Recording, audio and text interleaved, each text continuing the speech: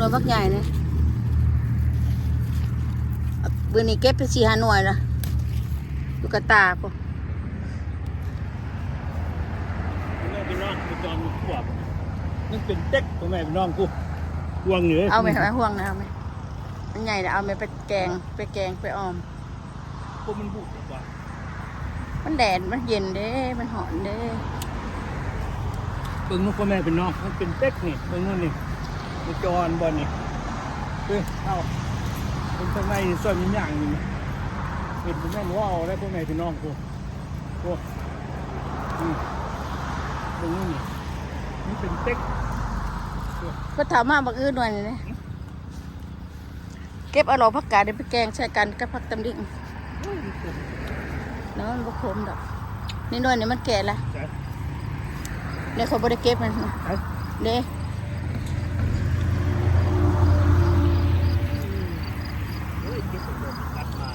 ฮะมีตัดมาฮักเอาโดนน้ำมันเปาะโดนละฮะน่ะฮักเอาไปเหยียบหน่อยนั่นใช่ละน่ะจะมาชี้หยาดิเนี่ยมันได้สะเอาไปหยอดบักอื้อไปใส่กับผักตำดิ่งเด็ดนะเด็ดสิเด็ดเด็ดไหมนี่ก่อนเนาะโอ้ยเนี่ยติดเขาปลาเทาในใบหยาดถ้าเล่าละห้าวนี่วันนี้แกงกระดูกหน่อยๆมันเอาปลาเทาฮะได้หน่อยๆนะ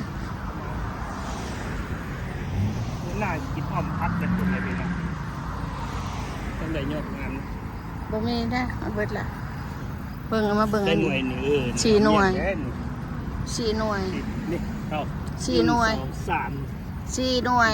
คันเดบ่เห็นว่าน่ะนี่ดิตาพวกเฒ่านี่บ่ได้เห็นหุ่นเด้อพ่อแม่พี่น้องคนเจ้าเมียเขาแนวแซ่บดีหน่อยเนาะที่ได้หยอดนี่คือบ่ฮักเอามาไปแกงพอได้สดน้ำมะเร็งบ่เอาหรอกบ่เอามันแข็งเอาตัวมันอ่อนถือเอามาจะเก็บเปิดลายแหละใบมันหายใจเนี่ยถ้าเราเก็บก็เก็บจนเบิดแอปเปิลก็ไม่ได้เก็บคนให้นะแอปเปิลเด็กน้อยๆนี่ปลาใบกระกวงกัด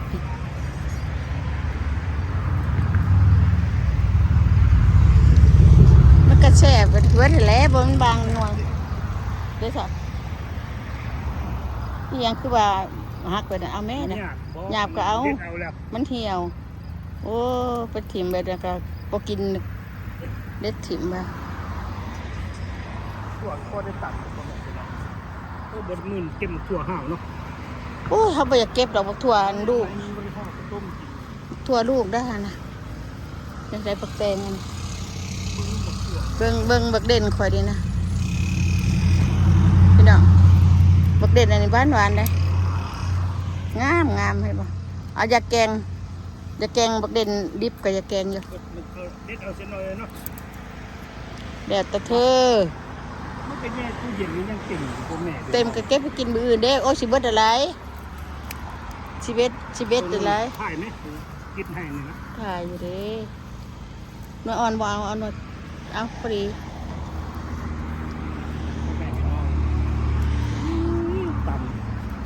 ตำก็เมื่อยตำล่ะตำก็เมื่อยตำเมื่อยกินนะเก็บเอา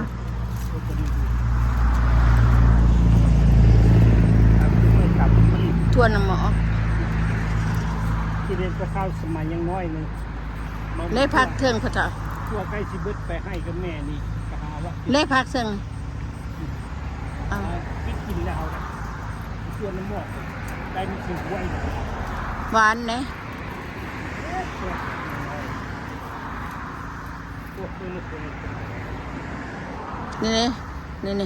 นี่2-3 พักนี่มีหลายชื่อเก่าเก็บเอา พอได้กินซื่อ กันเด้อ FC เด้อตำ ๆใบกระต่ายไว้และล่ะเพราะว่ามันแดดกลัวา ขน้อยหดน้ำกุมมืออะไรมันอันนั้น มดมันก็บ่อยู่เพราะว่ากลางคืนมันเย็นกลางคืนมันเย็น เพิ่นน่ะพ่อแม่พี่น้องเบิ่งนี่น่ะจอดบ่ เอานี่ในมือนะมันเย็นในมันก็อันนั้นบ่ได้เอากระตามาพากันถิวเอาคือเอาเขาไปเก็บทหารในเด้อเหงามันน่ะ ในเงาก็เป็นได้พ่อแม่พี่น้อง ไล่แล้วว่าอันนั้นน่ะ ฮะ เอา มันบุกแล้ว โน เอาเด้อ บ่มันเหี่ยวแหละซื่อๆมันพอดีตำนั่นมันเหี่ยวแหละพอเท้า ไว้เอาในนี่ก่อน ในมันก็ร้ายเพราะแห้งน่ะสิไปปลูกก็ได้กระดอกกินบ่เบิดอยู่แล้ว ไว้เอาข้าวต้ม เพิ่งเด้อบักแตงเขาก็ได้มันก็ใช้ไล่อยู่นั่นได้กินคู่หน่วยได้หา6หน่วยมื้อนี้นะ ถึงมือมาแต่ให้แต่สวนนี่เต็ม ในเดียวเฮาอยากแกงบักอื้อใส่ไก่อยู่ เต็มพ่อแม่พี่น้อง มันบ่สิตัดอันนี้ข่อยบ่ตัดอันนี้อยู่ คิดนี่ก็คิดนี่ยังคลีนมัน ตัดออกเบิด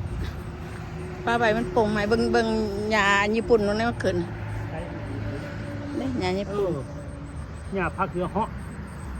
หญ้าญี่ปุ่นเด้อพ่อ มันจะให้แต่หน้าแต่ทำมือ ตาให้ตานาเอาอันนี้ยอดนี่ข่อยบ่ฮักบ่นี่หมากอันนี้ข่อยเท่าเบิ่งดูหมากต้นข่อยนะจะอ่อนบ่พี่น้องหน่วยบักใหญ่เห็นบ่2หน่วยเขาเบานี่ มาตรงหน้านี่ บ่เอาดอกจ้ะบ่เอาดอกบ่แซ่บบ่แซ่บ แซ่บเอาไปแซ่บ บ่เอาไปแกงใส่เห็นบ่หน่วยบักใหญ่โคโดอยู่พุ่นน่ะมี2หน่วย ชิลีพ่อแม่พี่น้อง หน่วยใหญ่อีหลี โอ้ยจอนพ่อแม่พี่น้องเอ้ย เครือน้อยเดียวนึง แต่มันเป็นกระดักกระดออันนี้บ่ได้ให้มันเป็นลายเด็ดหน่อยเนาะ โอ้ยหมากมันมีอยู่หั่นก็ไปเด็ด เป็นลาย เห็นบ่หมากมันนั่นน่ะ เด็ด โอ้ย ให้มันใหญ่ไว้ มันบ่ใหญ่เด้หน่วยนี่กันเด้หน่วยนี่กันเด้เห็นบ่ที่โดมมันใหญ่นะถ้ามันเป็นนี่มันก็ใหญ่ล่ะฮะมี2-3หน่วยน้อยๆนี่ก็ได้พองแล้วไปเด็ดยอดมันยังบ่อยากกินด้วยนะโอ้ปะเฒ่านี่หน่วยมันกำลังดูชูรักษาอยู่นี่นะอันนี้ก็คือกันนี่มันใช้ไล่อยู่ใช้หน่วยอยู่นี่ก็ไปเอาแล้วบัดนี้บอกว่าบ่ให้เก็บก็เก็บตู้นี่โอ้มันมีหน่วยอยู่นี่เด็กหน่วยมันน่ะมันก็ใหญ่แล้วนี่สิว่าบ่ใหญ่ใหญ่นี่มันคือ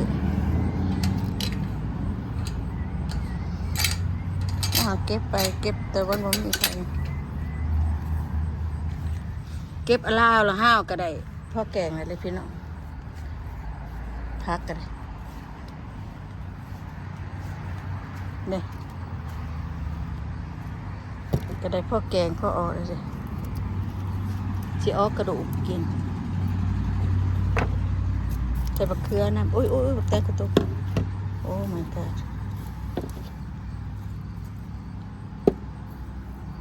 เอาขู่มาใส่ก่อนขู่ใส่ผักก่อน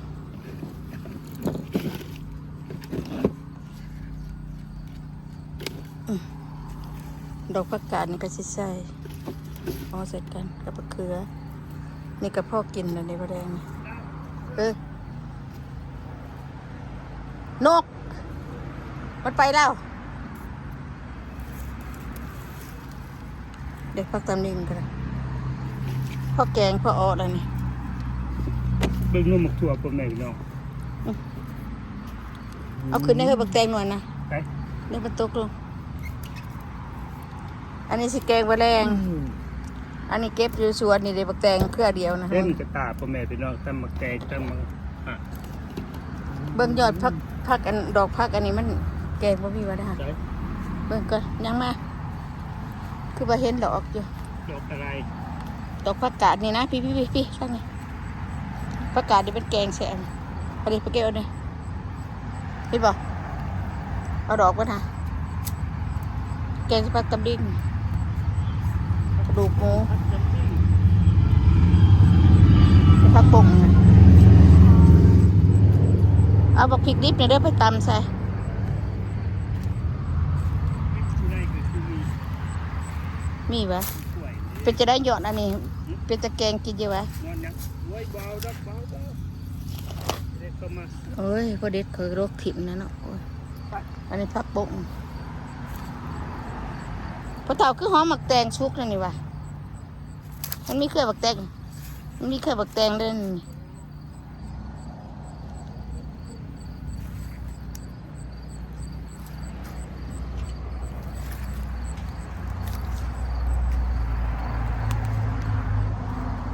แกงอาหารกินเดี๋ยวมันแกงกระดูกกินมีกระดูกอยู่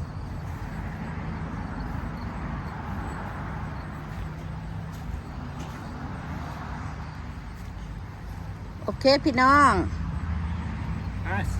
จบทายต้นคนกินให้พ่อแม่พี่น้องเบิ่ง มีแล้วอันนั้น โอเคเด้อขอบใจ FC ติดตาม แซ่บปะตา ขอขอบใจมีแต่มาอันนี้แหละเก็บมะขั่วมะพร้าวมะเขือพ่อแม่พี่น้อง มันดำหนานะพ่อเฒ่า พัก ดำหนา พยายามมันนะ โอ้ยเขาจะมาถ่ายจักอันขึ้นมาหนาดำใช่ นี่แหละความอาหารกินแรงเฮาบ้านเฮามีมะขั่วมี ย่อ มะแข ขึ้นย่อขึ้นย่อกระตาขึ้น โอเคพ่อแม่พี่น้องขอบใจที่ติดตามยังบ่ปะบ่ทิ่มกันก็โอเคเด้อพ่อแม่พี่น้องอยู่ดีแม่งเอาบ๊ายบาย บาย